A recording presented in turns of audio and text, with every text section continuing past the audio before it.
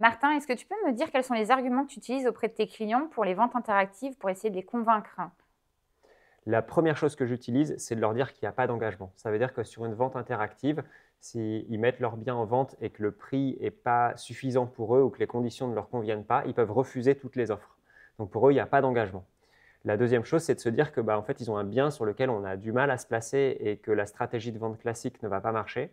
Et avec les ventes interactives, ça va leur permettre de maximiser la valeur à laquelle ils vont pouvoir sortir leur bien.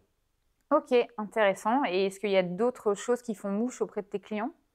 Le fait que ça va permettre de drainer beaucoup de monde sur les visites de leurs biens et du coup d'avoir une grosse attractivité commerciale et de cette manière-là, avoir une vente qui va se passer plus rapidement parce qu'on va pouvoir accélérer fortement par rapport à une vente classique où en fait on attend au fil du temps, on met une bouteille à la mer, on attend de voir comment ça se passe. Là au moins on provoque vraiment une attractivité commerciale très forte, ce qui nous permet de réduire les délais. Merci Martin, c'était super clair.